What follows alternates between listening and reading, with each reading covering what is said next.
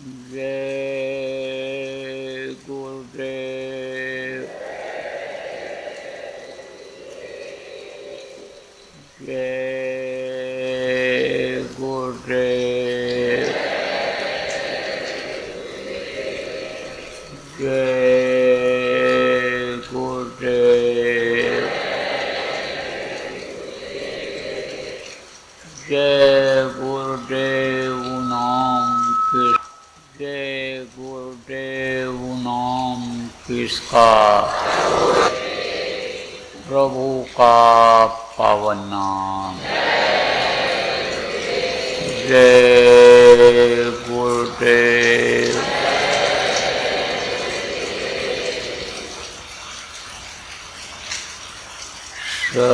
सतगुरु शांति वाले तुमको लाखों प्रणाम।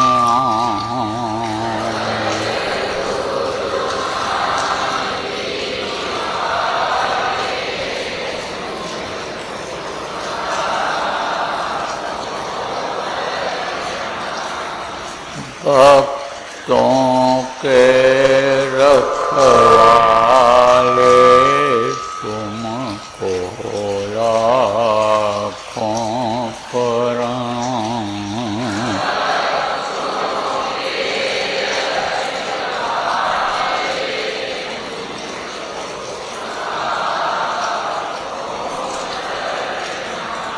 सुतदारा परिवार हैं जितने,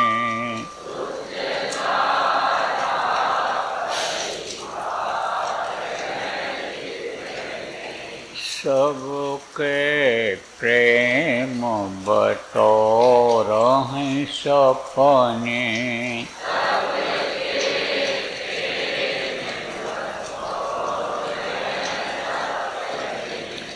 अंत समय कोई नहीं अपने,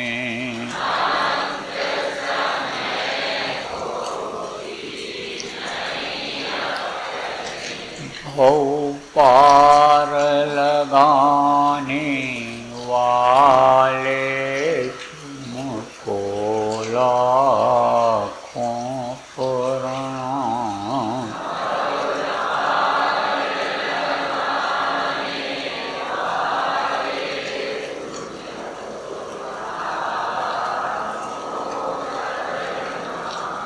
वेद वेदांत पुराण बताए,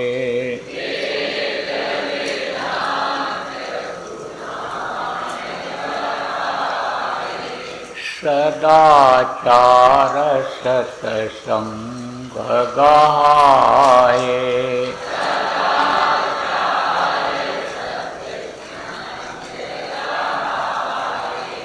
ज्ञान योग का वेद बताए,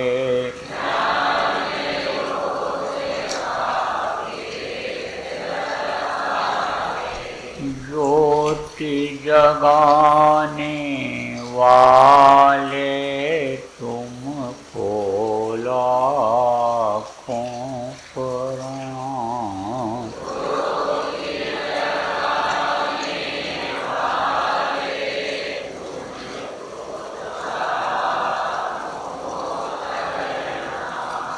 भक्तों के रखवाले तुमको लाखों प्रणाम।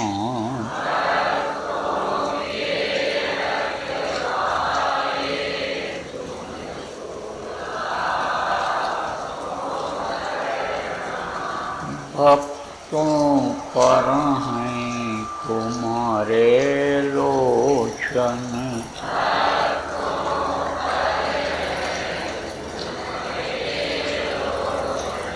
संकट तारण शोक विमोचन।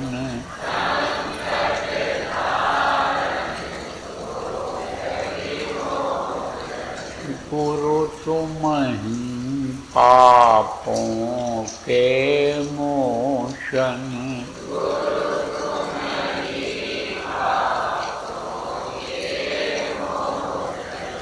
शब्द भेद बताने वाले तुमको लाखों प्रणाम।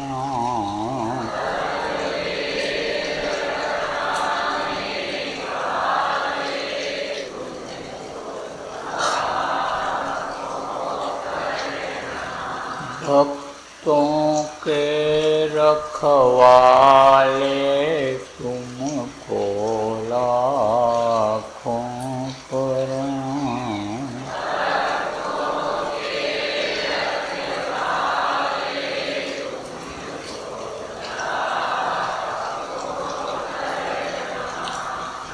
दीनों की विनती सुन लीजिए।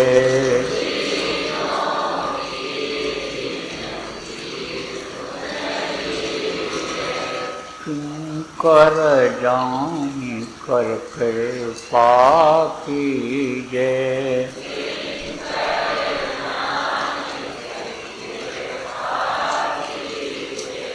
दर्शन अपना हरदम दीजिए।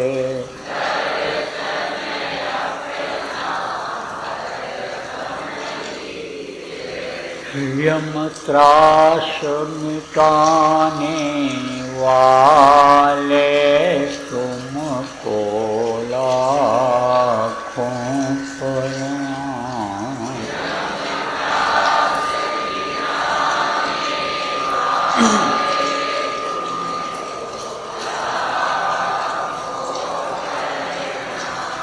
भक्तों के रखवाले तुमको लाखों प्रणाम।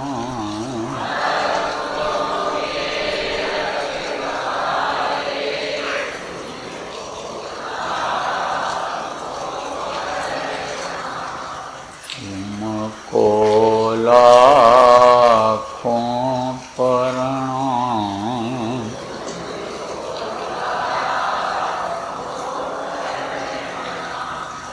तुमको लाखों प्रणाम।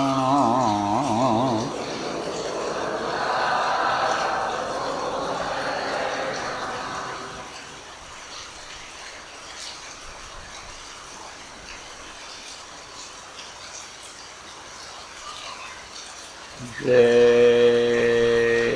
गुरुदेव।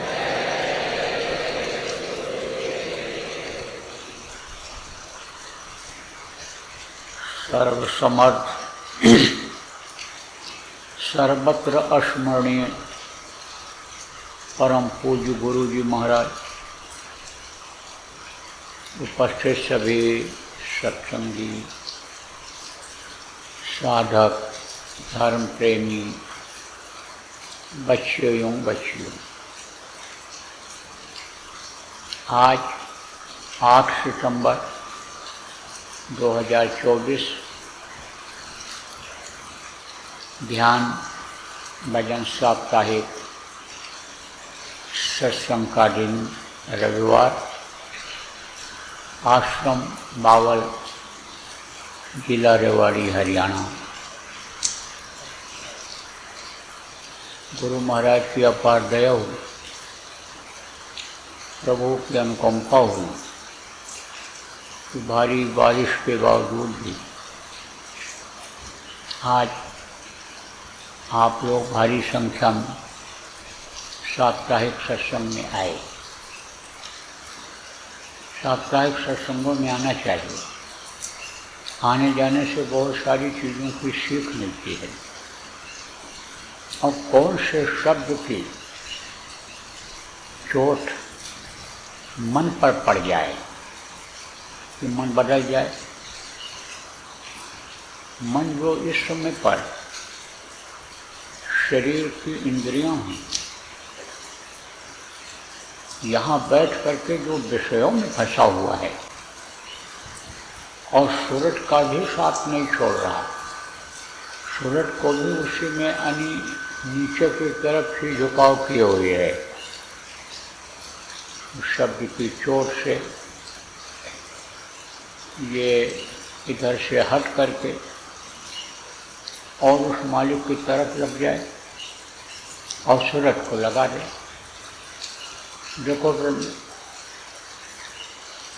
बारिश हो रही है, अरे बूंदें जो गिरती हैं उससे आवाज़ होती है। जो इधर टीन शेड में आप लोग बैठे हुए हैं, आपको ये आवाज़ हो सकता है साफ न सुनाई पड़ती है, क्योंकि टीन के ऊपर जब पानी गिरता है तो टीन में यानी कंपन होता है, और जब कंपन होता है तो वो आवाज़ सुनाई पड़ती है। ऐसे इधर जो आप इसमें बैठे हो, दूरी ज़्यादा है तो आवाज़ हो सकता सुनाई पड़ता हो, जो नज़दीक अगर छत होती तो आवाज़ उतनी साफ न सुनाई पड़ती। तो जब आवाज़ किसी से टकराती है तो उसी तरह की आवाज़ सुनाई पड़ने लगता है। जैसे पानी की बूंदें गिरती हैं, इकट्ठा हो जाती हैं, और उसमें जब तेज़ बारिश होने लगती है तो उसकी आवाज़ अलग रहती है, और बूंदें गिरती हैं तो उसकी आवाज़ अलग रहती है। बूंदें वही हैं। ऐसे ही आवाज़ जो ऊपर से आ रही है, कहाँ से आ रही है? जो धाम से आ रही है, प्रभु के स्थान से आ रही है, अनामी धाम से आ रही है। तो जो आवाज़ आ रही है नीचे, वो यहाँ आती है,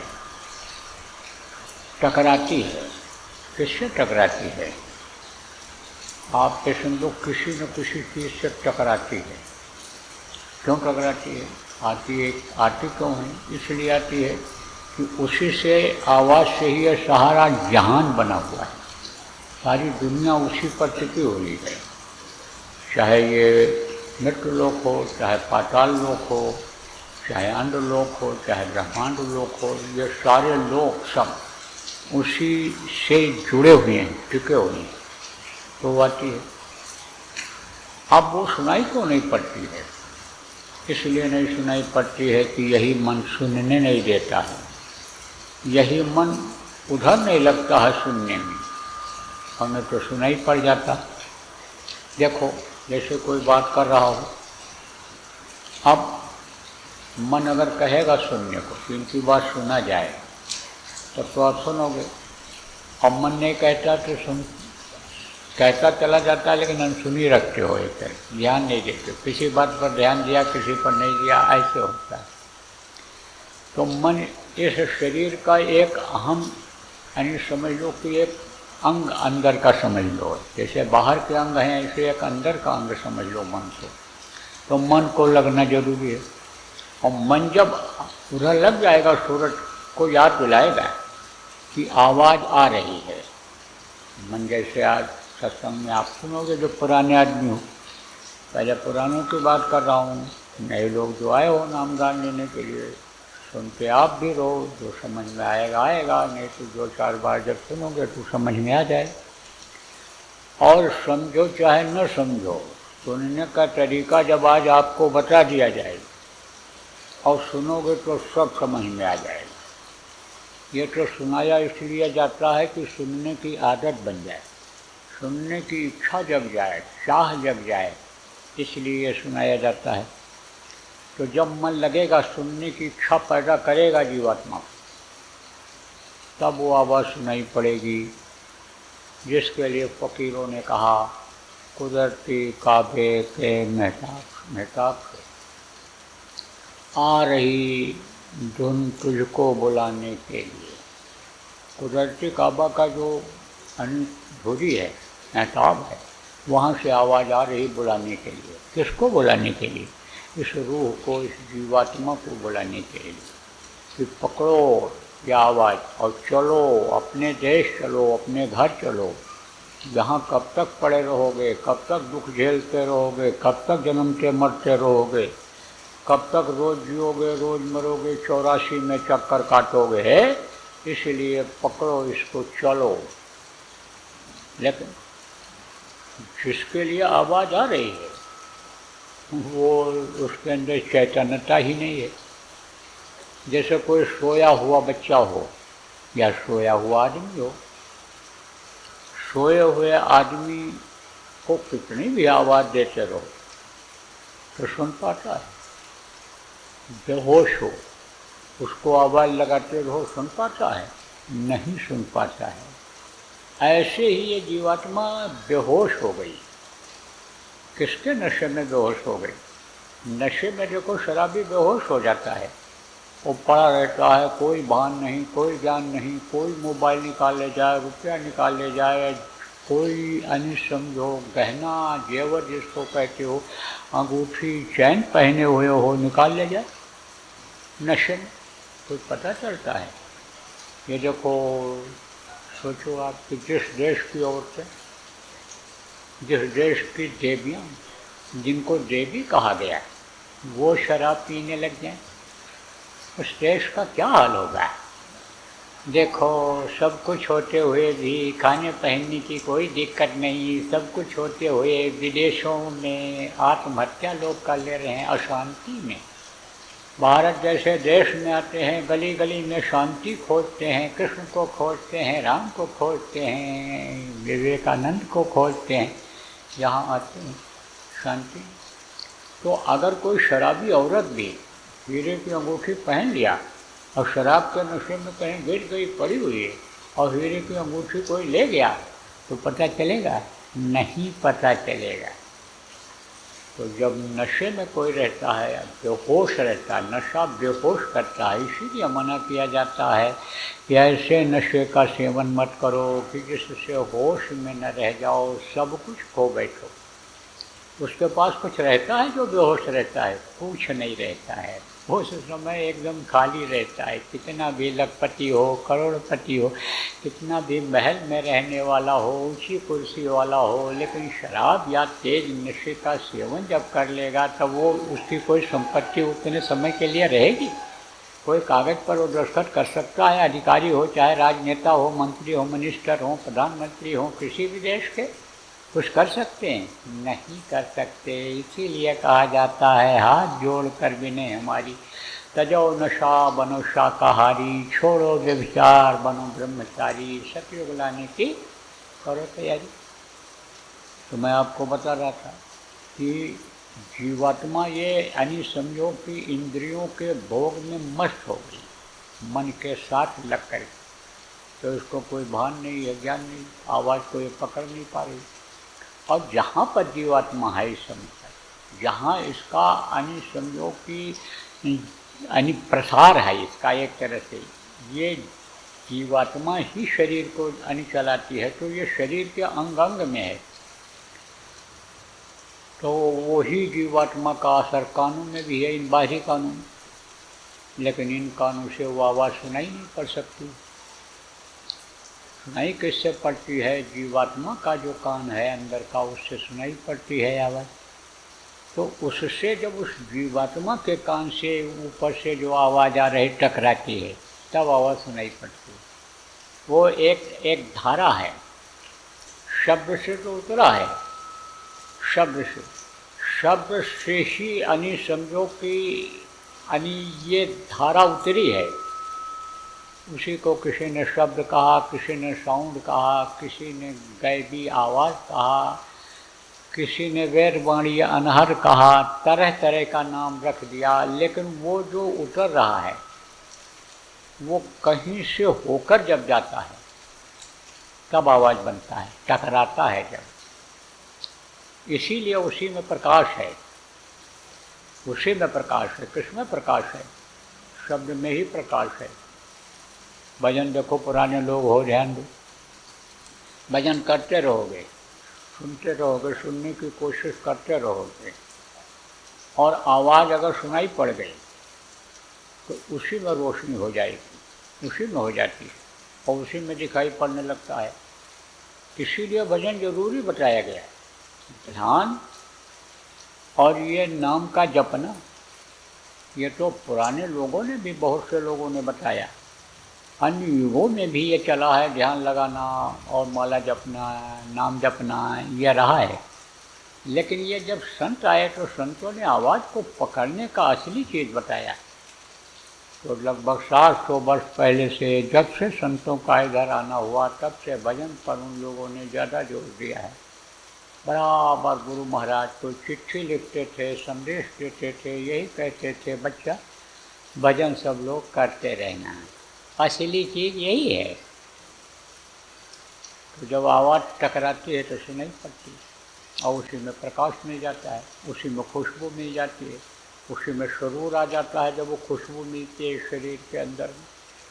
तो देखो प्रेमी, सत्संगों में तो आते हो, मैं तो कई बार यहाँ साप्ताहिक सत्संग में आपके कई लोगों को आपको देखा हूँ, बराबर आते हो। लेकिन ये कोई ज़रूरी नहीं है कि आने जाने से या महात्माओं के शरीर के दर्शन कर लेने से निजात मिल जाएगी। निजात माने मुक्ति और मोक्ष।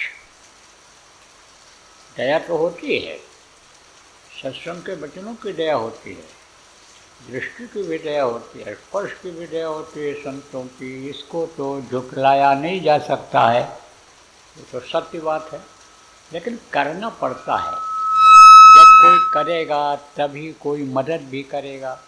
कोई काम कोई करने लग जाए तो दूसरा देख करके मदद कर देता है। भाई बहन जी आप अकेले रोटी बना रही हो, लाओ हम भी बनवा दें। नहीं कुछ तो मैं बेल दूँ, आटा गूँथ दूँ, आप सेक लो। लाओ मैं साग सब्जी को ठीक कर दूँ और आप उसको पका लो।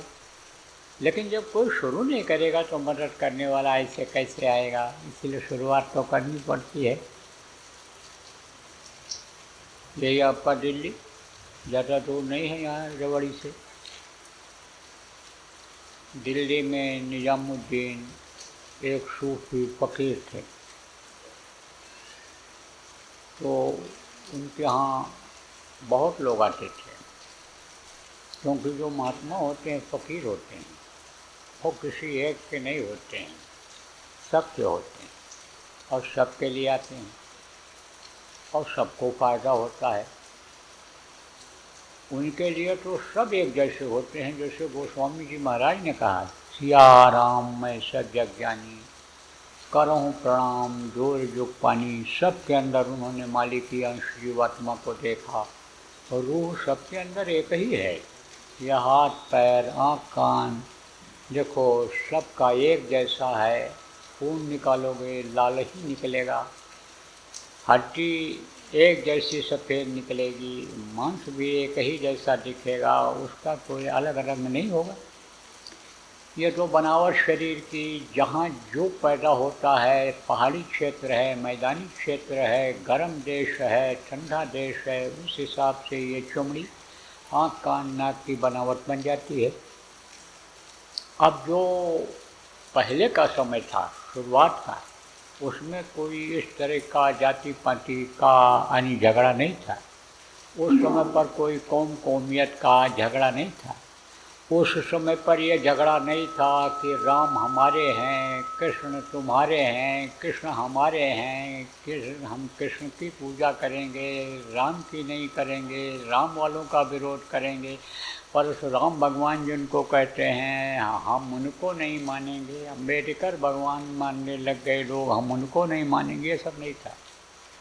ये मुसलमान हैं, ये हिंदू हैं, ये सिख हैं, ये ईसाई हैं, ये कोई भेदभाव उस समय शुरू में नहीं था। शुरू में एक मानव जाति थी, इंसान जिसको कहते हैं, जिसके अंदर हैवानियत नहीं होती है, बुराइयां नहीं होती हैं, वही इंसान होता है, इंसान था। और वही इंसान जब प्रभु की शक्ति को पा लेता था, देव भी देवताओं का दर्शन कर लेता था, उनकी शक्ति जब उसके अंदर आ जाती थी तब उसी को देवता भगवान मनुष्य शरीर में लोग मानने लगते थे। देखो जितने भी हुए, चाहे राम भगवान रहे हों, चाहे कृष्ण भगवान रहे हों, चाहे परशुराम भगवान रहे हों, चाहे बुद्ध भगवान रहे हों, चाहे महावीर भगवान रहे हों, चाहे आपके अम्बेडकर भगवान भी कहते हैं हमारे भगवान ये हैं, और आप ये समझो जिनको खुदा कहते हैं, जिनको हज़रत मोहम्मद साहब जिनको कहते हैं, ये सब आप ये समझो ये ताकत वाले थे, शक्ति वाले थे। जो आयतें उतर रही हैं वही उन्हीं आयतों को हज़रत मोहम्मद साहब ने सुना था, और जो खुदा का हुक्म उनको हुआ था वही लोगों को सुनाते थे। अब यह ज़रूर है कि जो यहाँ की रचना है, यहाँ की बातें हैं, आने वाला समय है, जल्दी लोगों के समझ में नहीं आता है, और महात्मा महापुरुष उन बातों को बोल करके लोगों को आगाह करते हैं, तब लोग विरोध करने लगते हैं। मोटी बात आपको बताऊं, पहले से ही हाथ जोड़ रहा हूँ, हमारे गुरु महाराज भी बराबर कहते रहे शाकाहारी रहो, शाकाहारी शाकाहारी रहो। जब व्यापक प्रचार गुरु महाराज के जाने के बाद शाकाहार का शुरू किया गया, तब बराबर आगाह किया जाता था, कहा जाता था भाई शाकाहारी हो जाओ, शाकाहारी हो जाओ, नहीं तो ऐसी बीमारी आएगी कि दवा खोजोगे जब तक, तब तक लाखों का वारा न्यारा हो जाएगा। तब उस समय पर लोगों ने विरोध किया, उस समय पर लोग सुने नहीं। यही उज्जैन जहाँ आपका आश्रम है, फिर में जहाँ आप जाते हो भंडारा कार्यक्रम में, पहली तारीख को नए वर्ष में, होली के कार्यक्रम में, दिवाली के कार्यक्रम में जहाँ आप जाते हो, यहीं पर हमारे वहाँ आश्रम पर एक बंगाली बाबू रहते हैं। तो वो गए प्रचार में जहाँ बंगाली लोग उज्जैन में रहते हैं, तो बताया कहाँ हम वहाँ से आए हैं आश्रम से। बोले हम बंगाली हैं, बंगाली में बोले तो बैठाया, बड़ा आदर सत्कार सम्मान वाली बात किया। बोले कहाँ से आप आए, कौन से जिला में रहते हो, जिला का वहाँ का नाम बताया, अभी कहाँ से आ रहे हो, अभी बताया बाबा जय गुरुदेव आश्रम उज्जैन से आ रहा हूँ। अरे बाबा, अरे वो तो हमारा मछली छुड़ा देगा, वो तो हमारा मछली छुड़ा देगा, अरे उसकी बात तो हम सुनेगा नहीं, वो तो हमारी मछली छुड़ा देगा। अब आप सोचो, उनके दिमाग में यही बस गया। एक घटना और बताऊँ आपको, अमेरिका गया था, तो अमेरिका में हमारे कई कार्यक्रम लगे हुए थे, बहुत कार्यक्रम किया। पहले पूरी ताकत थी शरीर में तो जाता था। तो लोगों ने कहा अभी तो समय है, पहले आ गए हैं हम लोग, तब चलें घूम आऊँ। हमने कहा कहाँ चलोगे, बोले समुद्र के किनारे। चले गए। तो हम तो खड़े थे, मौसम बहुत बढ़िया था, अब बहुत अच्छा देखने में सुंदर दृश्य था, बहुत से लोग वहाँ से आदमी थे। तो हमारे साथ कुछ प्रचार करने वाले लोग थे। तो एक औरत के पास गए प्रचार के हिसाब से, और मैं खड़ा हूँ, उनसे बात कर रहा हूँ, देख रहा हूँ इधर उधर, सीन सी मेरी भी नज़र पड़ रही है। अब वो इतनी औरत इतना तेज भगी कि देख करके सब लोग ताजुब हो गए, हमारे लोग कुछ हंसने भी लगे। तो मैं भी धीरे धीरे जहाँ लोग खड़े थे प्रचार कर रहा था, जब मैं गए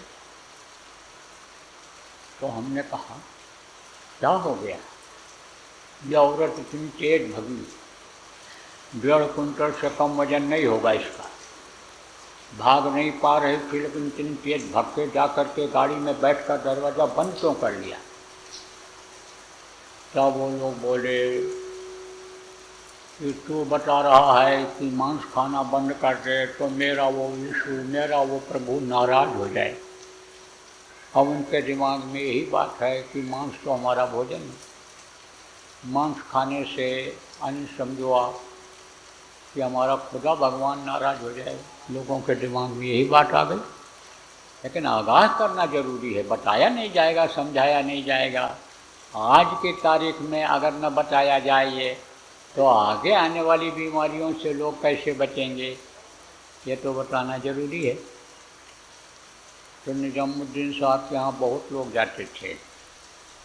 हज़रत निजामुद्दीन उपदेश जो भी करते थे वो इस तरह का करते थे कि सबके लिए फ़ायदेमंद होता था। कौन नहीं पसंद करेगा कि आग की लपटें आने वाली हैं, तुम्हारा घर जल जाएगा, होशियार हो जाओ। हर कोई होशियार हो जाए, चाहे हिंदू हो, चाहे मुसलमान हो, चाहे सिख हो, चाहे ईसाई हो, चाहे जो जात मजहब का हो। ये बताया जाए कि बाढ़ आने वाला है, अपने जानवरों को निकाल लो, अपने परिवार को निकाल लो, कोई ज़रूरी नहीं है कि तुम्हारा घर बच जाएगा, इसको भी हर आदमी पसंद करेगा, छोड़ेगा, उसको छोड़ देगा। तो इनका काम क्या रहा है?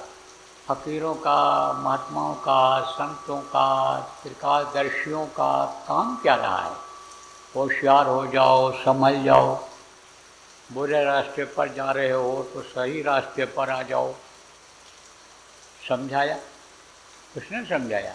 राम भगवान ने समझाया, बहुत समझाया, दूत भी भेजा, संदेशा भेजा, भाई से समझवाया, विभीषण से समझवाया, मंदोदरी भी खूब समझाई, लेकिन जब नहीं माना तब तो उसका विनाश करना पड़ा।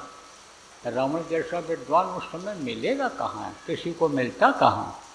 उसके अंदर जो अच्छाइयाँ थीं, उसके अंदर जो ज्ञान था, बुद्धि थी, उसके अंदर जो सिद्धि थी, वैसा मिलता नहीं उस समय। इस समय तो कोई है ही नहीं। लेकिन तीन बुराइयाँ जो उसके अंदर आ गई, राक्षसी प्रवृत्ति आ गई, यही मांस खाता था, शराब पीता था, और बुद्धि जब खराब हो जाती थी तो दूसरे के औरत को गलत नज़र देखता था। नहीं माना जब, तब राम भगवान को उसका विनाश करना पड़ा। कृष्ण भगवान को भी देखो यही हुआ। कृष्ण भगवान ने भी बहुत समझाया लोगों को। क्या समझाया? मान जाओ, मान जाओ, दूसरे का हक मत छीनो। एक और वो पांडु का भी हक होता है, दे दो उनको कुछ ज़मीन। लेकिन उन्होंने कहा सुई के नख के बराबर भी ज़मीन नहीं देंगे। तब उनको फिर महाभारत कराना पड़ा। आप देखो 18 दिन के अंदर 11 अक्षोणी सेना खत्म हो गई, 56 करोड़ यदुवंशी 1 घंटे में खत्म हो गए। ये सब करना पड़ा। तो आप हम तो समझो संत मत के आदमी हैं, विनाश वाली बात ही नहीं करना है अपने को, लेकिन आगाह तो करना है, बताना तो है कि ये काम हम नहीं करेंगे और आपको भी नहीं करना है। लेकिन ये होता आया है, होगा, कोई दूसरा करेगा, लेकिन ये तो होगा ही होगा, क्योंकि यह परिवर्तनशील संसार है। यहाँ परिवर्तन होता रहता है, बदलाव यहाँ बराबर होता रहता है, इसलिए ये संसार परिवर्तनशील है, परिवर्तन तो होगा ही होगा। तो निजामुद्दीन साहब के यहाँ एक आदमी आया, उन्हीं का भगत था, मुरीद जिसको कहते हैं, मुरीद। तो उसने कहा कि आपके यहाँ जो लोग आते हैं, क्या सबको निजात मिल जाएगी? सब लोग दोज़ख से बच जाएंगे? तब उन्होंने कहा दोज़ख माने होता नर्क और निजात माने होता मुक्ति मोक्ष। तो कहा कि क्या सबको मुक्ति मोक्ष मिल जाएगा? सब लोग नर्क से बच जाएंगे? तब उन्होंने कहा कि तुमको खुदा पर विश्वास है या इंसान पर विश्वास है? और अगर खुदा पर तुमको विश्वास है या उनको खुदा पर विश्वास है, भगवान पर विश्वास है, प्रभु पर विश्वास है, तब तो वो बच जाएंगे जो रख जाने से। और अगर विश्वास नहीं है तो जो रख जाएंगे, फिर वो उनको निजात नहीं मिलेगा। अगर वो जिस्म पर, शरीर पर विश्वास करते हैं, खाली उसी को मानते हैं, पूजते हैं, तब तो धोखा है, धोखा है। इसीलिए प्रेमियों देखो आपको बताया गया, मन तू भजो गुरु का नाम। गुरु ने जो नाम दिया है उसको भजो, गुरु से प्रेम करो, क्योंकि गुरु के रूप को अंतर में देखा नहीं, गुरु के रूप को अंतर में नहीं देखा, इसलिए गुरु के शरीर से प्रेम करो, गुरु के आदेश का पालन करो। लेकिन ये सोचो कि गुरु हमको पार कर देंगे, हमको करना भी न पड़े, गुरु ऐसे पार कर देंगे, तो ये बड़ा कठिन काम है, कितनों को गुरु पार करें, सवाल तो ये है। और गुरु के बताए रास्ते पर हम लोग चल कहाँ पाते हैं? इस मोह माया में, इस मोह माया के सागर में डूबने लग जाते हैं, इंद्रियों के विषयों में डूबने लग जाते हैं। तो गुरु के आदेश का पालन प्रेमियों हम आप कर कहाँ पाते हैं? गुरु का रूप अंतर में जब दिखाई पड़ जाए तब आप ये समझो कि मान लेना चाहिए कि आज हमको गुरु दिखाई पड़ गए हैं और कल हमको वो खुदा भी वो दिखला देंगे। वो हक जिनको कहा गया, प्रभु कहा गया, उनसे भी मिलवा देंगे। लेकिन अंतर में अगर गुरु का रूप नहीं दिखाई पड़ा तब तो बड़ा मुश्किल है। और गुरु, सवाल यह है कि गुरु के शरीर को देख करके, गुरु के पास रह करके यानी 24 घंटा कौन यानी ध्यान लगा सकता है उनका, उनकी सेवा कर सकता है, क्योंकि मनुष्य शरीर में इस धरती पर रहते हैं। लेकिन अंतर में जब ध्यान लगाते हैं और गुरु का दर्शन करते हैं तो करोड़ों लोगों को गुरु एक साथ दिखाई पड़ते हैं, करोड़ों। गोपिकाओं को जब इसका ज्ञान हो गया था तब जितनी गोपिकाएं थीं कृष्ण का अंतर में दर्शन करती थीं। देखो 5 पांडव थे, लेकिन 4 को यह ज्ञान नहीं था, भान नहीं था कि कृष्ण हैं कौन। लेकिन कृष्ण ने जब अंतर में अपना रूप दिखाया, अंतर में ताकत दिखाया, महाभारत पहले ही दिखा दिया अर्जुन को, तब अर्जुन को इसका ज्ञान हो गया था कि कृष्ण का यही शरीर नहीं है, अंदर में दूसरा रूप है। ये कृष्ण लोक से आए हैं, ये ऊपर से आए हैं, वहाँ से आए हैं, ब्रह्मस्थान से आए हैं, इसका भान ज्ञान उनको हो गया था। इसीलिए कहा गया गुरु मोहि अपना रूप दिखाओ, अंतर का रूप दिखाओ। अब गुरु का रूप कैसे दिखाई पड़ेगा? क्योंकि गुरु के बगैर आगे कोई जा ही नहीं सकता है, बढ़ नहीं सकता है। गुरु के बगैर गुरु बिन हर बिन क्यों मिले, सोच समझ मन मान। कहा गया बगैर गुरु के हर कैसे मिल सकते हैं, ये सोचो और समझो। तो गुरु का ध्यान पहले लगाया जाता है। गुरु का रूप देखने के लिए अंदर में प्रार्थना किया गया और गुरु दिखाई पड़ गए तो प्रभु से मिलवा देंगे। और जब तक वो प्रभु नहीं मिलेगा, नहीं दिखाई पड़ेगा, तब तक समझ लो कोई गारंटी नहीं है सत्संगियों, नामदानियों के नामदान ले लेने से या सत्संगों में आने जाने से मुक्ति हो ही जाएगी। तो ये बात आप समझो।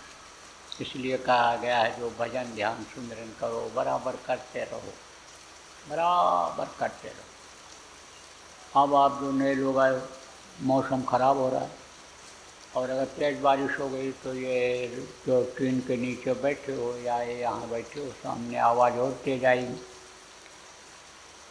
इसलिए आपको जो नए लोग हो समझाता हूँ थोड़ा सा, और फिर आपको नामदान दे देता हूँ, आए हो नामदान लेने के लिए, तो थोड़ा बहुत तो समझाऊँगा ही। बाकी तो कुछ आपको समझा गए ही होंगे लोग, जब आपके समझ में आया होगा कि नामदान लेने से क्या फ़ायदा होगा, करने से क्या फ़ायदा होगा, तब तो आप आए हो। अब थोड़ा सा और समझ लोगे तो करने लग जाओगे। नहीं तो नामदान लेने के लिए लोग आ जाते हैं और नामदान लेकर चले जाते हैं और समझ नहीं पाते हैं तो करते भी नहीं, और समझ नहीं पाते हैं तो कुछ छोड़ भी नहीं पाते। कैसे?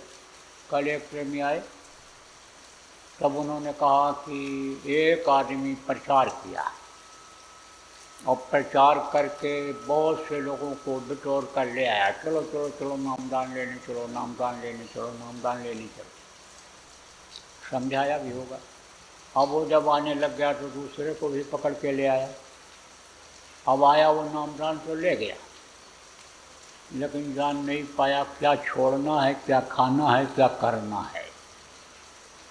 गुलाबी टोपी लगा लिया, गुलाबी जैकेट पहन लिया, सब लोग जैसे पहने वो तो यही समझा गुलाबी जो टोपी लगा लेंगे, गुलाबी यानी समझो जैकेट पहन लेंगे, जिसके लिए कहा गया है कि ये गुलाबी कपड़ा मुसीबत में मददगार होगा, ये जान बचाएगा, तो उसको हम क्यों ना पहन लिया और गया वहाँ मछली खरीदने के लिए वही टोपी लगा के।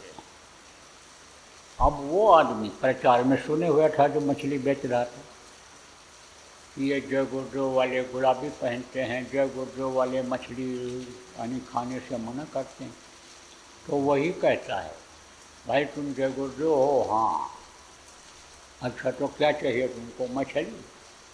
तो क्यों वापस क्यों करे वो, बताओ वो क्यों? उसको भी जानकारी नहीं। जिनको जानकारी हो गई कि जीव हत्या पाप है। अभी 3-4 दिन पहले आई थी एक औरत, रो रही थी, तो हमने कहा क्या बात हो रही? दूसरे ने कहा ये मछली बेचती। अब इसको ज्ञान हुआ, भान हो गया कि ये जीव हत्या है, इससे पाप लगता है। तो अब ये रो रही है कि हमारा खर्चा कैसे चलेगा, गृहस्थी कैसे चलेगी, हम तो बहुत पाप कर रहे हैं। तो हमारे सामने रोई। तो हमने कहा तू जा साग सब्जी बेचना। देखो बहुत से लोगों को बता दिया गया, मछली मांस बेचने वालों को, शराब बेचने वालों को, बहुत लोगों को बता दिया गया और उन्होंने छोड़ दिया और दूसरा धंधा शुरू किया।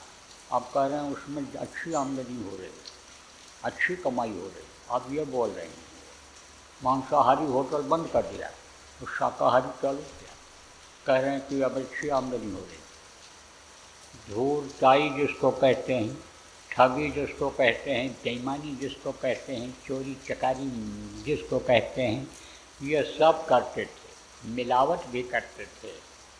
किसी भी तरह से पैसा आ जाए, बरकत नहीं होती थी। जब यह बताया गया मेहनत और ईमानदारी की कमाई करो, बरकत मिलेगी, करने लगे, अब अच्छी आमदनी हो रही।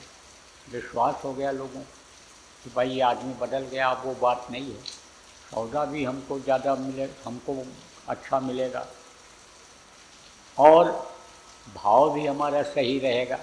तो अब उसी के यहाँ खरीदते हैं सब लोग, उसी के यहाँ खरीदते। अब ज़्यादा बिक्री हो गई है तो मुनाफा बढ़ गया। दिन भर बैठा रहा है आदमी, एक सामान में ज़्यादा पैसा ले ले और ज़्यादा बिक जाए तो थोड़ा थोड़ा ही ले तो उससे ज़्यादा हो जाएगा।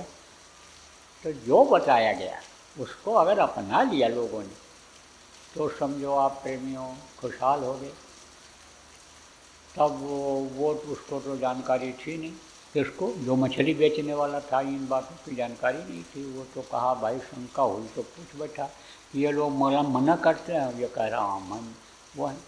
तो कोई जिम्मेदार से उनसे बताया, वो मछली वाले ने, बेचने वाले ने, उनके गांव में जो थे, अरे तुम कहते हो मछली ना खाओ, मछली ना बेचो, और देखो हमारे यहाँ से वो गुलाबी कपड़ा पहन करके, टोपी लगा करके मछली खरीद करके ले गया खाने के लिए। तो पकड़ करके आने वाले के समझ में जल्दी नहीं आता है, लेकिन समझा के लाया जाए, बता के लाया जाए तो उनके समझ में आ जाता है। और या तो 2-4 बार जब सत्संग सुनते हैं तब समझ में आता है। तो अब मान लो कोई पकड़ के लाने वाले में हो या समझ के आए हो तो सबकी बात कर देता हूँ। देखो प्रेमियों, जीव हत्या करना बड़ा पाप होता है और यही जीवात्मा जो हमारे आपके अंदर है, सज़ा भोगने के लिए इनमें डाल दी जाती है।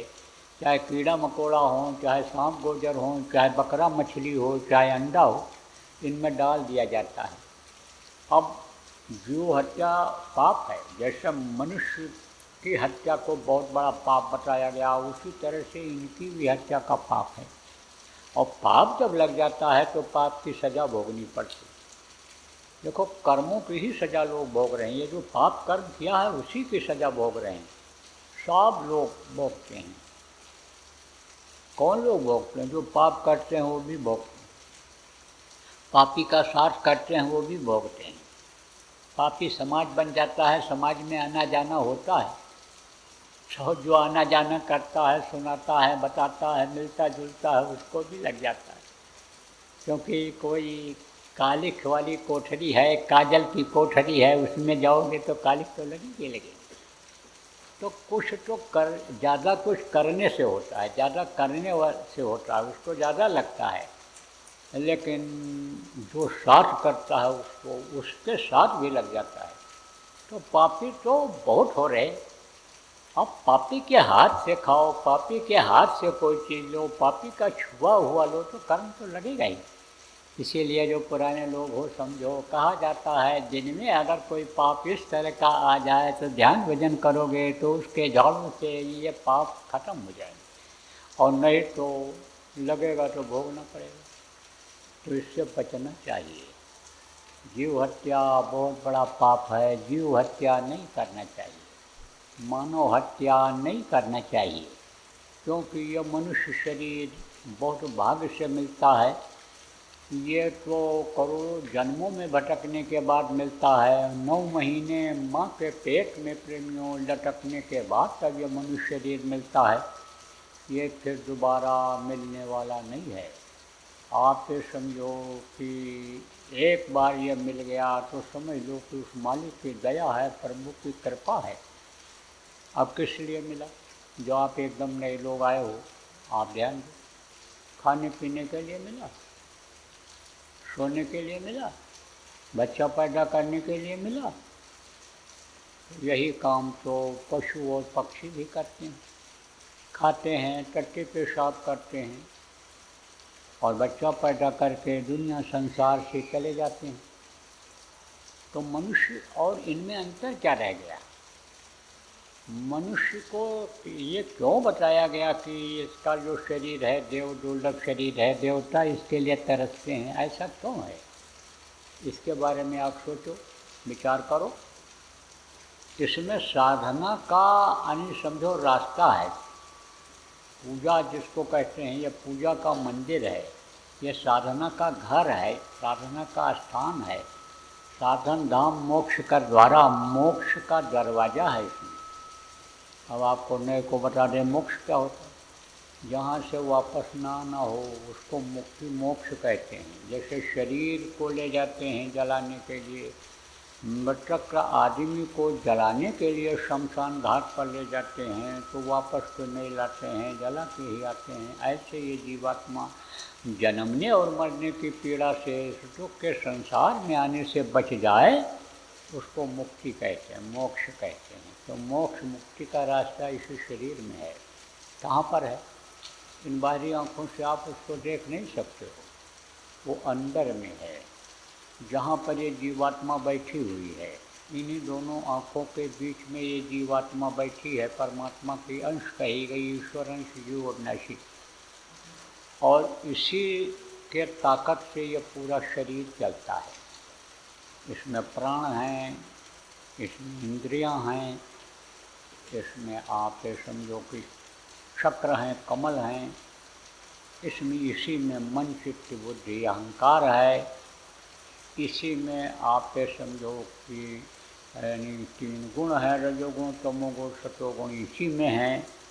इसी शरीर में आप ये समझो कि इनका अनेक तत्वों का अंश है। कौन सा तत्व? जल पृथ्वी अग्नि वायु और आकाश, इसी शरीर में सब कुछ है। यह एक ऐसा मंदिर है कि जैसा मंदिर आज तक समझो कि किसी को कोई ऐसा मंदिर बना नहीं पाया और न बना पाएगा।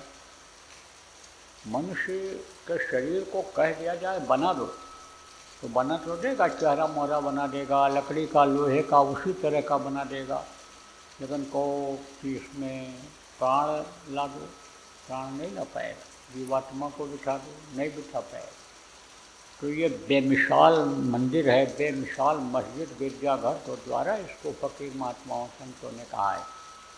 तो ये वो है, इसी में प्रभु का दर्शन होता है। इन्हीं दोनों आँखों के बीच में जहाँ पर जीवात्मा बैठी हुई है, उसमें एक आँख है, उस आँख से दर्शन होता है। अब आप तो यहाँ नए लोग आए हो, धार्मिक हो, कोई न कोई भगवान को पहले भी मानते रहे होगे और आज तक अभी मानते हो, और उनका पूजा पाठ भी करते होगे। जिसने जैसा उपाय बता दिया होगा उस उपाय से उनका पूजा पाठ भी करते होगे, तो आप तो उन्हीं को भगवान मान बैठे हो। लेकिन जिनको आप भगवान मान बैठे हो वो कौन है? वो तो चाहे कैलेंडर को आप भगवान माने हो तो किसी का फोटो छपा है, आदमी का ही फोटो छपा है। आप मूर्ति को भगवान मान बैठे हो गए तो मूर्ति को भी आदमी ने ही बनाया है। मंदिर के अंदर जो भगवान हैं उनको भगवान मानते हो गए तो मंदिर भी आदमी ने ही बनाया है। अब उस मंदिर में या मस्जिद गिरजाघर जहाँ आपने मान्यता दे रखी है कि ये हमारा पूजा का स्थान है, वहाँ पर जो भी देवी देवता का फोटो लगाओ, जो भी हो, वो तो समझो कि आदमी का ही बनाया हुआ है, खींचा हुआ फोटो। वो न फोटो न वो मूर्ति बोल सकती है, न कोई जवाब दे सकती है, न उनसे कहो कुछ खा लो पी लो, या हमको कुछ खाने पीने के लिए दे दो तो दे सकते हैं? नहीं दे सकते। तो देवता उनको कैसे कहा जा सकता है? हम देखो आपकी श्रद्धा पर ठेस नहीं पहुंचा रहे हैं और न हम किसी की आलोचना कर रहे हैं, लेकिन सही बात बताने में हमको संकोच नहीं है, क्योंकि पुराने लोग भी उसमें फंस जाते हैं, देखा देखी में फंस जाते हैं, पड़ोसी रिश्तेदार परिवार वालों के चक्कर में आकर के फंस जाते हैं, इसलिए बताना ज़रूरी है। तो वो समझो आपको कुछ नहीं दे सकते एक तरह से। अब आप उनकी आवाज़ को सुनना चाहो तो इनकी आवाज़ सुन नहीं सकते। और देवता किसको कहते हैं? जो देता है। तो जब देवता आपको दिखाई पड़ेंगे मांगोगे तब वो कुछ देंगे आपको। देवता से आप ले सकते हो। देवता कहाँ दिखाई पड़ेंगे? इसी मनुष्य शरीर में ही दिखाई पड़ेंगे, इसी घट में ही दिखाई पड़ते हैं वो, लेकिन इन बाहरी आँखों से नहीं देख सकते हो आप। हाथ के अंदर पेट में क्या है नहीं देख सकते हो। आपका घुटना अंदर का कैसे जोड़ है हड्डी का, ये इन बाहरी आँखों से नहीं देख सकते हो आप। आपकी जीवात्मा कहाँ बैठी है, प्राण कहाँ है, इन बाहरी आँखों से आप नहीं देख सकते हो। तो देवताओं को अंदर में कैसे देख पाओ? लेकिन देख सकते हो, जब कोई जानकार मिल जाए तब देख सकते हो आप। और देखा लोगों ने, महात्माओं ने, फकीरों ने, जब बताया उन्होंने प्रमाण दिया। आज इतना ज़्यादा सुनाने का समय नहीं है। जब उन्होंने देखा तब उन्होंने डंके के चोट पर कहा कि भगवान का दर्शन होता है, देवी देवताओं का दर्शन अंतर में होता है, और अंतर में जो दिव्य कान है, जीवात्मा में कान है, उस कान से उनकी आवाज़ सुनाई पड़ती है। तो देखो प्रेमी, विश्वास फलदायकम, विश्वास जो नहीं करता है उसको फल नहीं मिलता है। लेकिन एक बार तो विश्वास करना ही पड़ता है। जैसे आप पहली बार यहाँ जो लोग आए हो, आप जब विश्वास करोगे, जैसा मैं बताऊँगा कि भाई इस तरीके से भगवान का दर्शन किया जाता है, ऐसा ध्यान लगाया जाता है, ऐसे उनकी आवाज़ सुनाई पड़ती है, तब उस तरह से जब आप करोगे तब आपको होगा। इच्छा पैदा जब आप करोगे, अभी तो आपकी इच्छा ही नहीं होगी, क्योंकि यह नई चीज़ है। नई चीज़ पर जल्दी आदमी का मन नहीं समझो कि होता है कैसा किया जाए। इसलिए जब विश्वास करोगे, मन को लगा के करोगे, तभी यह संभव होगा। मनुष्य शरीर भगवान के दर्शन के लिए मिला और कुछ समय के लिए मिला। इस शरीर का कोई भरोसा नहीं। देखो ये पानी बरस रहा है, अभी देखो वो पानी जहाँ गिर रहा है उसी जगह देख लो, ऐसे हल्का सा बुलबुला दिखाई पड़ रहा है। जहाँ गिरता है टकराता है, बुलबुले ऐसे निकलते हैं, लेकिन वो देखते देखते ऐसे ही ख़त्म हो जाते हैं। ऐसे देखोगे तो वो दिखेगा, और जहाँ देखते रहोगे बस वो वहाँ से नहीं दिखाई पड़ेगा। जहाँ पानी देखो ऊपर से गिर रहा है, वहाँ देखो ऐसे गौर से देखोगे दिखाई पड़ेगा। लेकिन बस ऐसे दूसरी तरफ जहाँ नज़र गई इतनी देर में ख़त्म हो जाए बुलबुला। इसी तरह से पानी केरा बुलबुला, आसमान उसकी जात, देखत ही छिप जाएंगे जो तारे प्रभात। जैसे आसमान में तारे देखते देखते छिप जाते हैं, ऐसे मनुष्य की ज़िंदगी ख़त्म हो जाती है। तो मरने के बाद कोई कहे कि हम धन कमा लेंगे, हम शादी ब्याह करके बच्चे पैदा कर लेंगे, कोई हम MA PhD करके, कोई IAS कॉम्पिटिशन बीट करके और अधिकारी बन जाएंगे, हो सकता है? नहीं हो सकता है। कोई कहे हम मरने के बाद भगवान का दर्शन करेंगे, नहीं हो सकता है। जो हो सकता है जिंदा रहने पर हो सकता है। जब तक इस शरीर के अंदर सांस है तभी तक यह सब काम हो सकता है। और श्वास शरीर का 96 करोड़ जो मिला हर इंसान को खर्च करने के लिए खर्च हो गया, तो समझो प्रेमियों कुछ नहीं कर सकते हो। और 21,600 श्वास 24 घंटे में हर स्वस्थ आदमी के खर्च होते हैं। और खर्च सबका होना है। खर्च ही हुआ तभी तो दादाजी चले गए दुनिया से, पिताजी चले गए, कुछ लोगों के चाचा जी चले गए, बड़े भाई चले गए, दुनिया चली जा रही।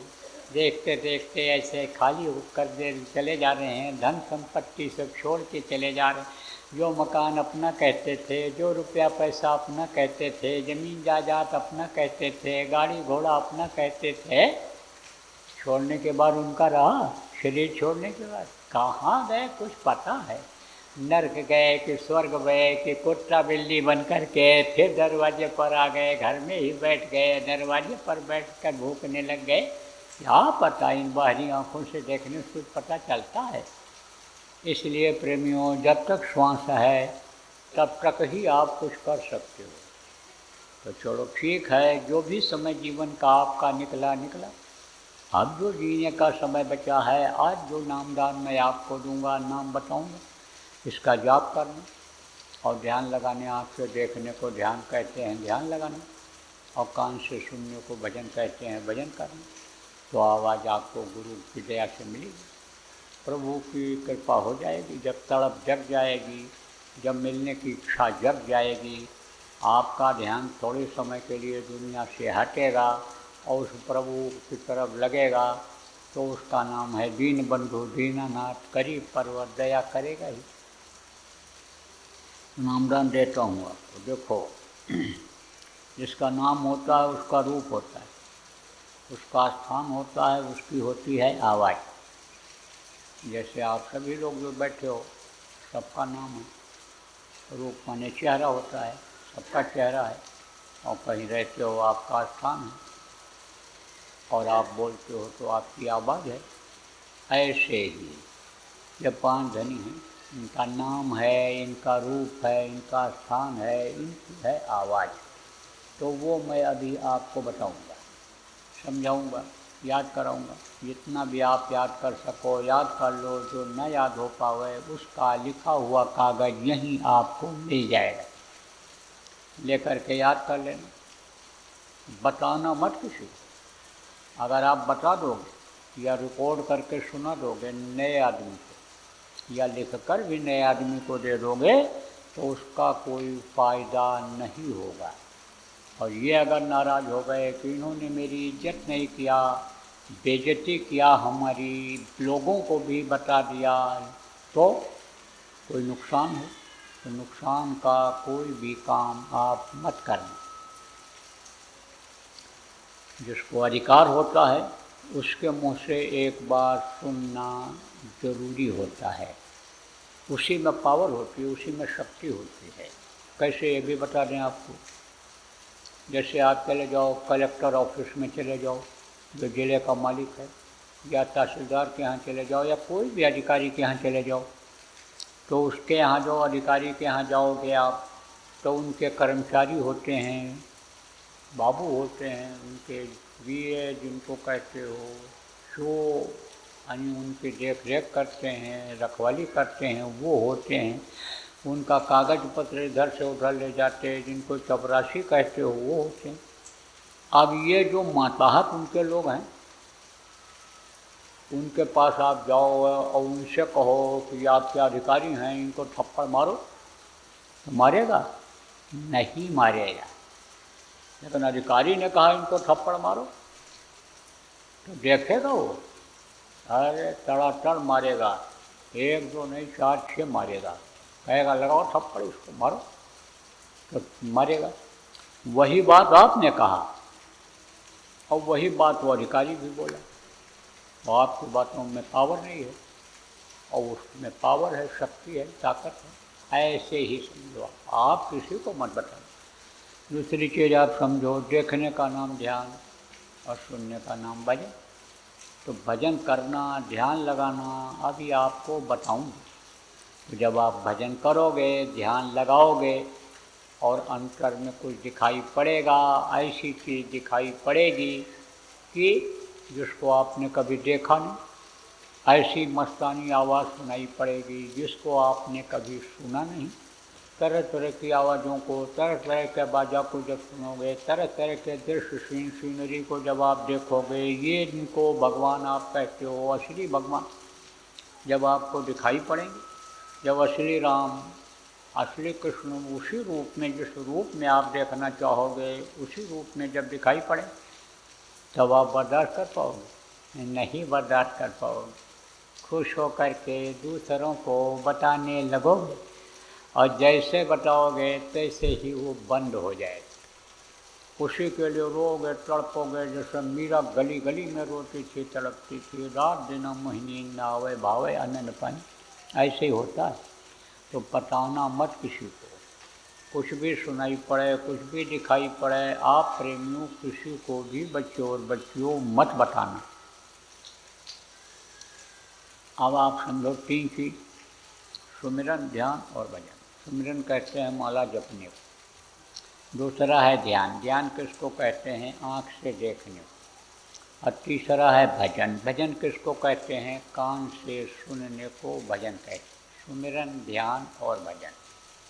अब 3 चीज़ आप और समझो, 3 आँख, 3 कान और 3 नाक।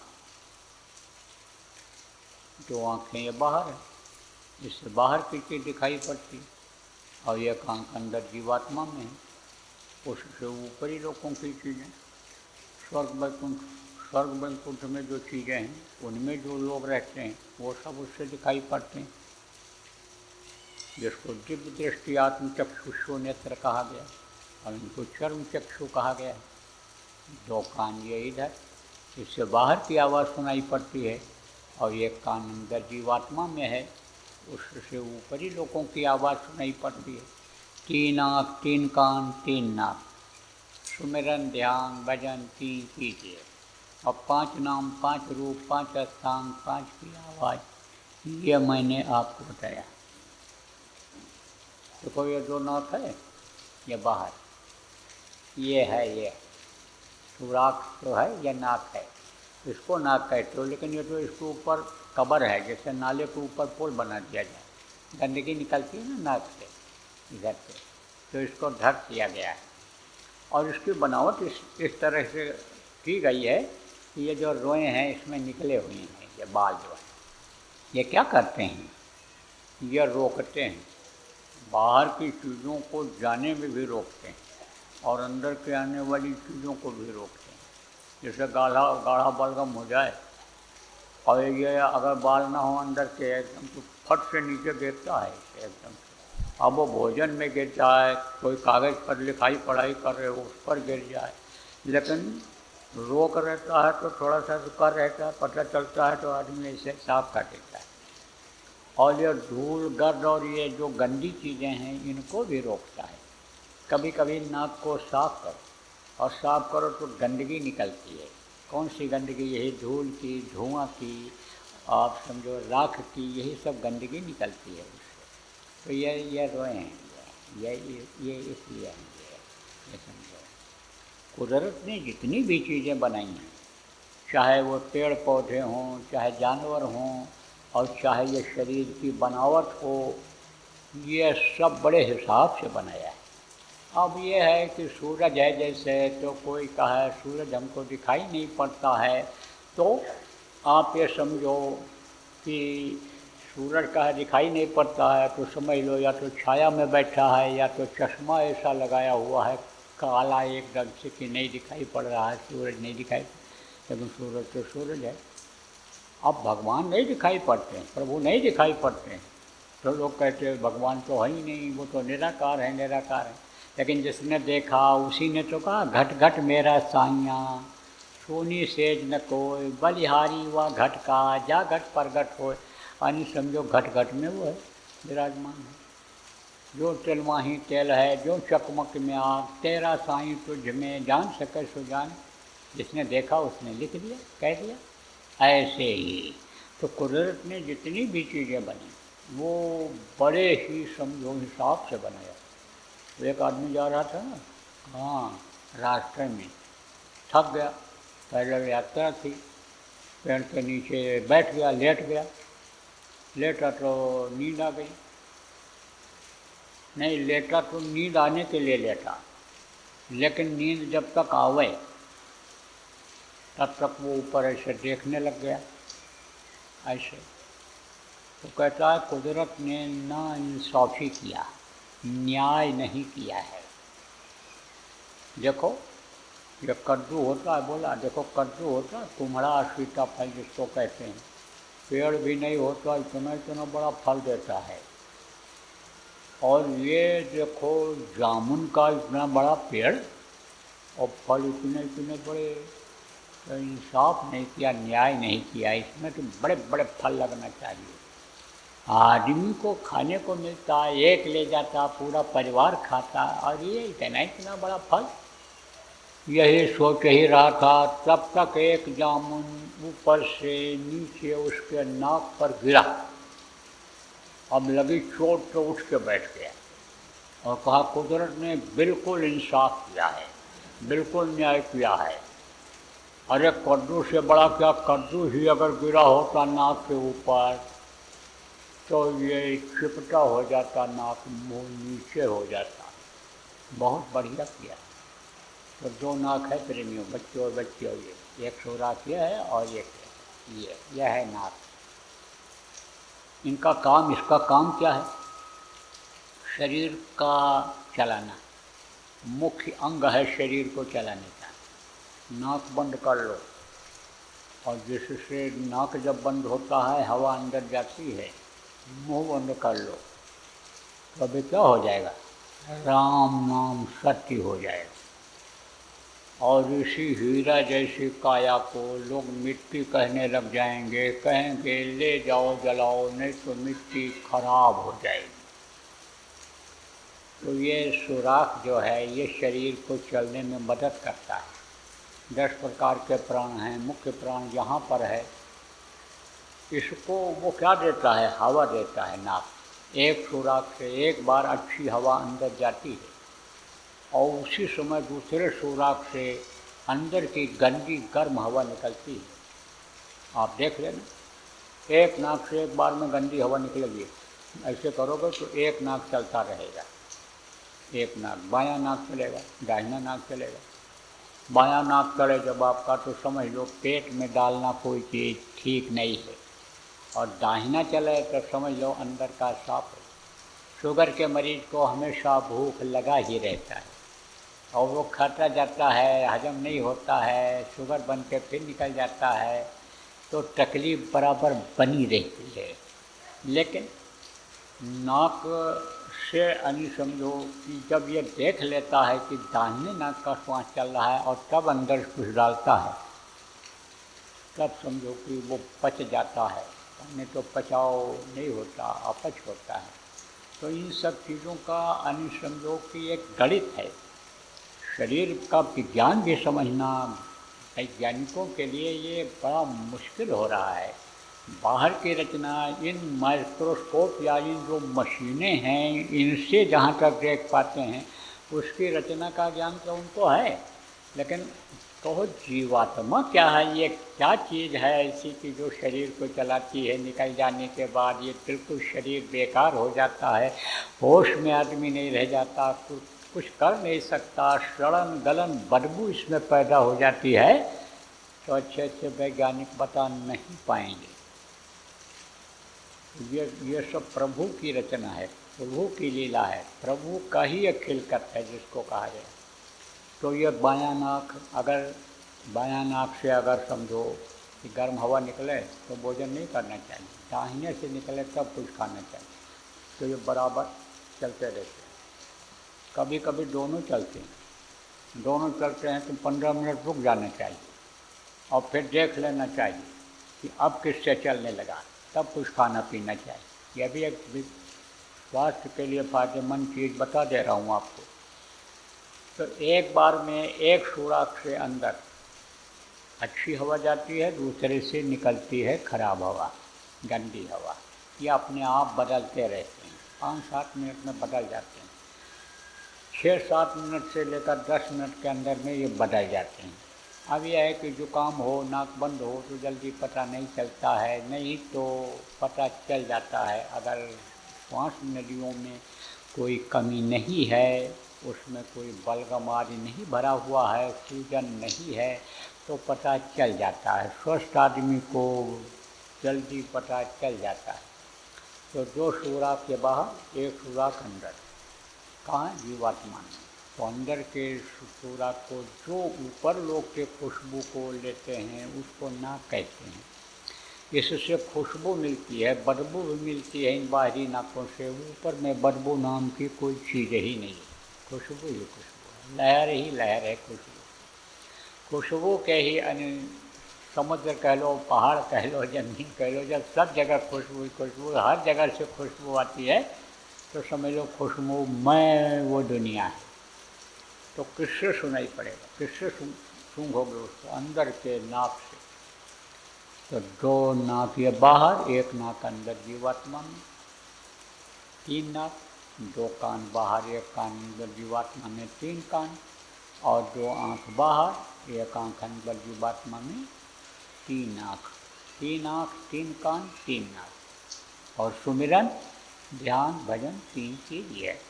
अब 5 नाम, 5 रूप, 5 स्थान, 5 की आवाज़, ये बताया आपको। अब आपको बताऊंगा, नाम दान दूंगा। अब इसके लिए आपको कोई खास उपाय नहीं करना है, कोई ज़्यादा परहेज नहीं करना है, थोड़ा बहुत परहेज करना रहेगा और थोड़ा समय निकालना रहेगा आपको। 24 घंटे में से केवल 2 घंटा समय निकालना रहेगा।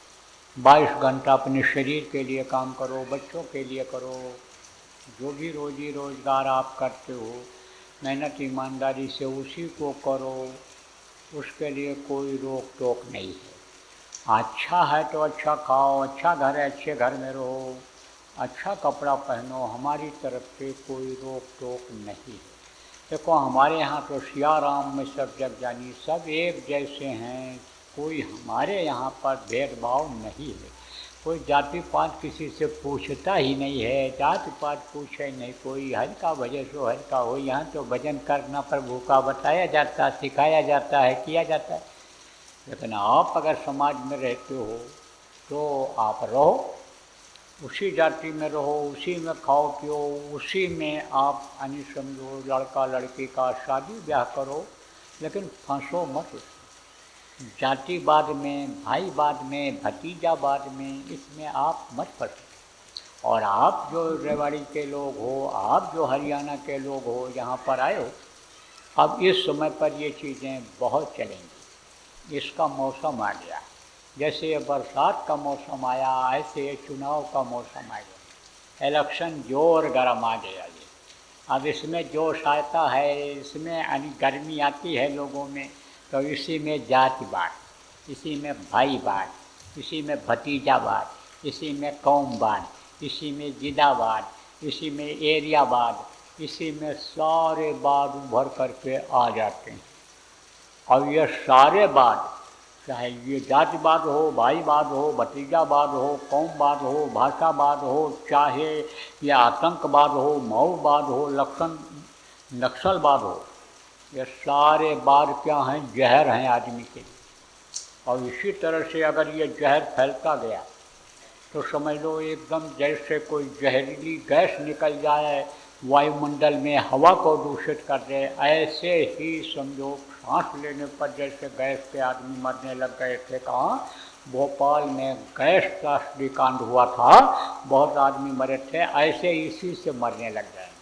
इतना ये दूषित कर देगा वातावरण, इसलिए इससे बचने की ज़रूरत है। देखो इलेक्शन जोर गर्म है, तो ये देखा गया है। क्या देखा गया? ये देखा गया कि जब रामलीला होने लगती है तो छोटे छोटे बच्चे राम बन कर के बैठ जाते हैं, तो कोई हनुमान बन कर के बैठ जाता है, तो कोई लक्ष्मण बन कर के बैठ जाता है, तो कोई तीर धनुष चलाता है, तो कोई पहाड़ उठाने का नाटक करता है। जब मैच होने लगता है, अब बच्चे जब मैच देखते हैं तो नहीं कुछ है तो हाथ ही ऐसे करते रहते हैं, नहीं बल्ला है, नहीं है हाथी, तो ऐसे करने लगते हैं। फुटबॉल मैच जब देखते हैं तो पैर फुटबॉल की तरह से मारते हैं, कैसा होता है। तो अब जब इलेक्शन जोर गर्म है तो उसमें ये लड़के क्या करेंगे? ये कहेंगे हमारे लिए कपड़ा बनवाओ, कपड़ा बनवाओ, जिद करेंगे, और कपड़ा आप बनवा दो, और पहन के जब आएगा सिलवा कर अंगूठा डाल के आएगा, तब तो कहोगे बेटा हमारा नेता बन गया, बेटा नेता बन गया। अब वो आप अंदाज़ा लगा लोगे कि अंगूठा कौन सा डाला है, लाल डाला है कि पीला डाला है कि नीला डाला है कि हरा डाला है, कौन सा डाला अंगूठा। तब यदि कहने लग जाओगे कि अरे तू इस पार्टी का नेता बन गया, इस पार्टी का नेता बन गया। चलो दूसरा कहेगा, मम्मी बोलेंगी, चाची बोलेंगी, चाचा बोलेंगे, चलो कोई बात नहीं, घर का एक लड़का नेता ही रहेगा तो काम तो कराएगा। नेतागिरी में ही काम हो पाता है, कोई हल्का तो नहीं पाएगा, कोई दबा तो नहीं पाएगा। चलो तो ठीक है, नेतागिरी कर ले। अब लड़का पहुंच गया, कहाँ पहुंचा? ऐसे नेता के पास पहुंच गया जहाँ ये शिक्षा मिलती है कि जब शराब पियोगे तभी तुम तरक्की कर सकते हो, जब व्यभिचार करोगे तभी तुम तरक्की कर सकते हो, जब रोज़ गलरोट सीखोगे, ठगी करोगे, जब दलाली करोगे तभी तुम नेता बन पाओगे। बस उन आदतों में आ जाता है, वही सीख लेता है। अब आदत कोई भी हो, व्यसने धन्य सुख बद व्यभिचारी कहा गया, व्यसन कोई भी हो बहुत खराब होता है। और ये नशे का जो व्यसन होता है वो बहुत ही खराब होता है। नशे की जब आदत बन जाती है, ये देखो अपराध करने वाले, ये देखो गलत काम करने वाले, देश विरोधी काम करने वाले, समाज जाति विरोधी काम करने वाले, धर्म विरोधी काम करने वाले लोग क्या करते हैं? नौजवानों की टीम बनाते हैं, भर्ती करते हैं, उसमें अकेले कोई कुछ नहीं कर सकता, इसलिए टीम बनाते हैं। अच्छों की भी टीम बनती है, बुरों की भी टीम बनती है। तो बुरे लोग ये क्या करते हैं, नशे की आदत डाल देते हैं।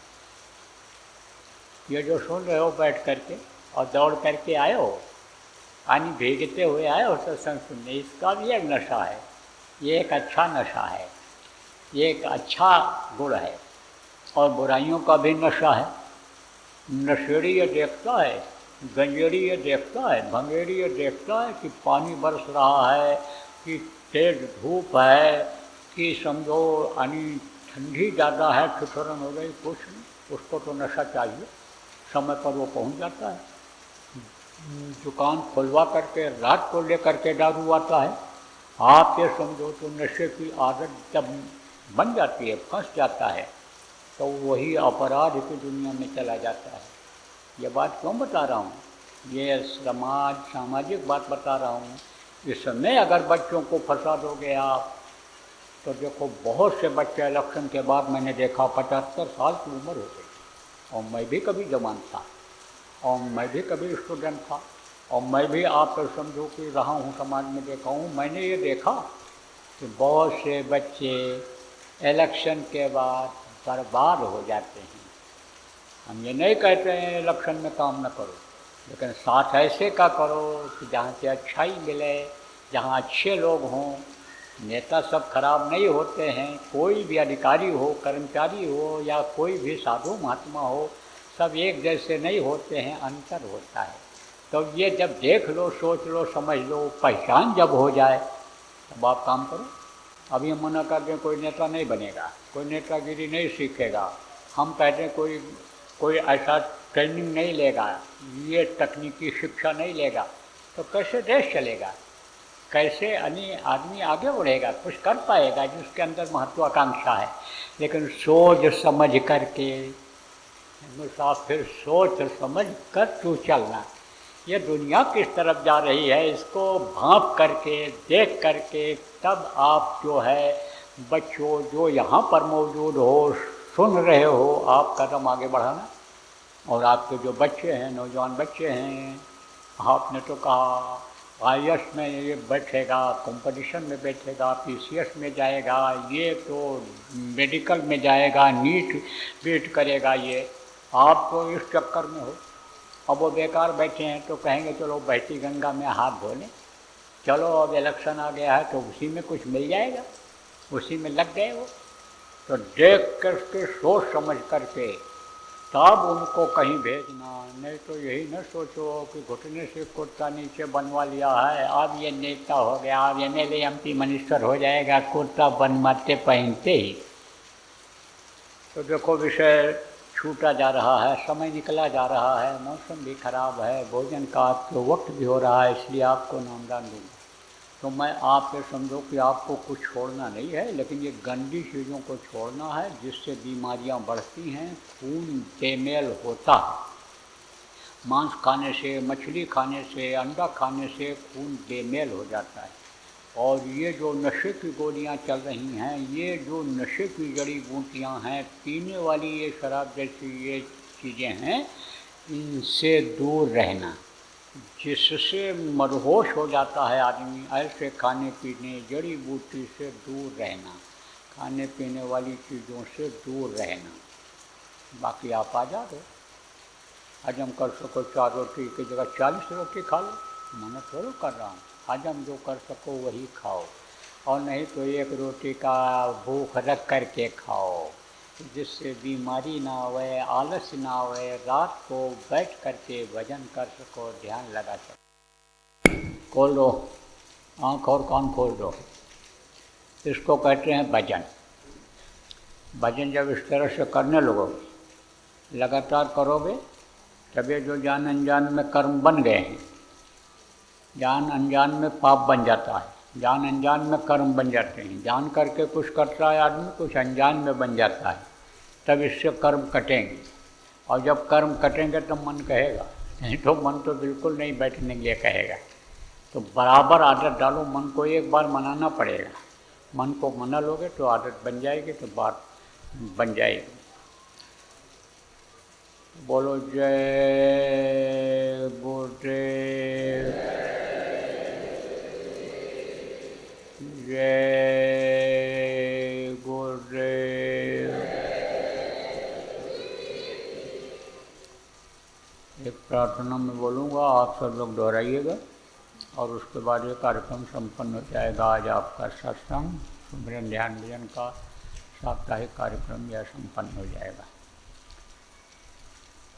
मेहर के नजर करो मेरी ओर, मेहर के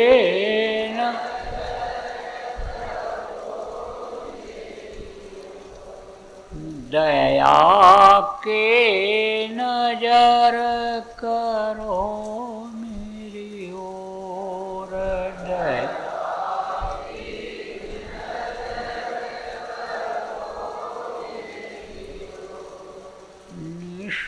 दिन तुम्हें निहारूं सतगुरु, निश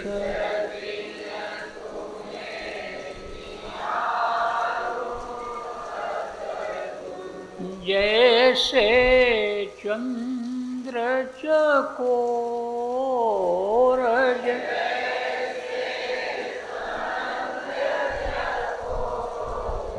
दया के नजर करो मेरी ओर,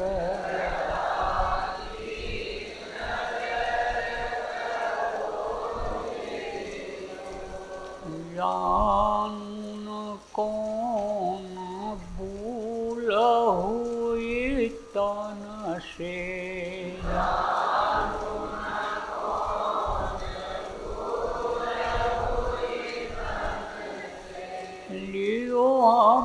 से मुख मोड़ली,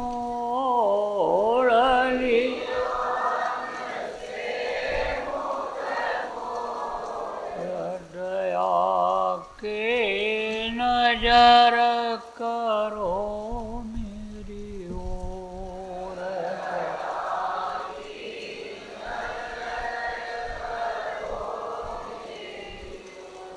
बालक जानी चूक विसराओ,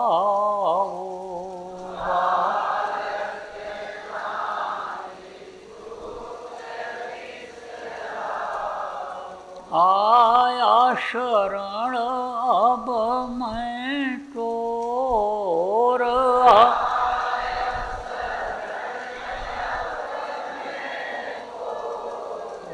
दया के नजर करो मेरी ओर।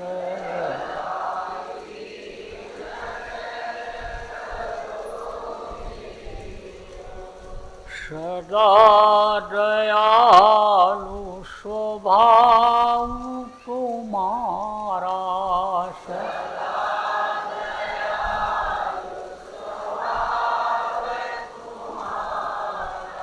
मेरी बेरिया कस भयउ कठोर में,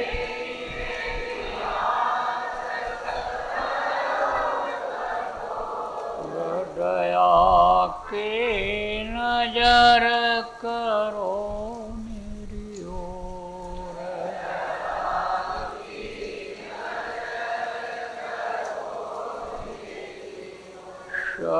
शरणागत की लाज न राखो,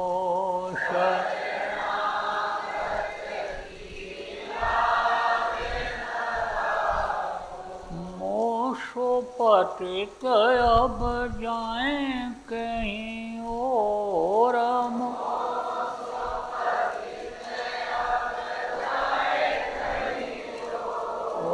दया के नजर करो मेरी ओर।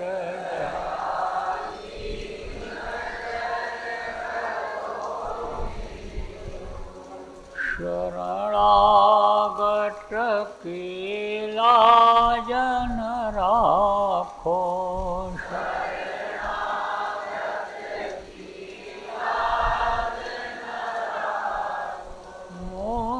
पतित अब जाएं कहीं और,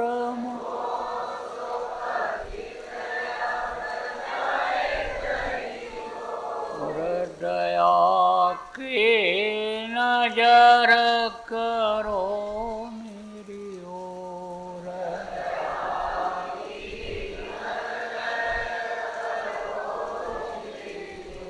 अब की बार उबार ले वजो,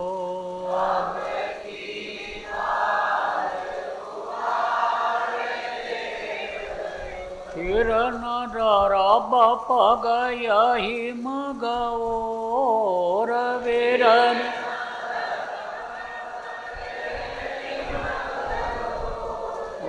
दया के नजर करो मेरी ओर।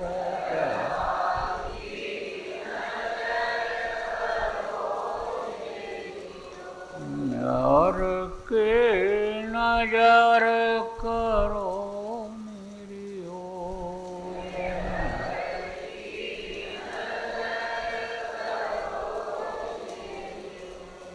जय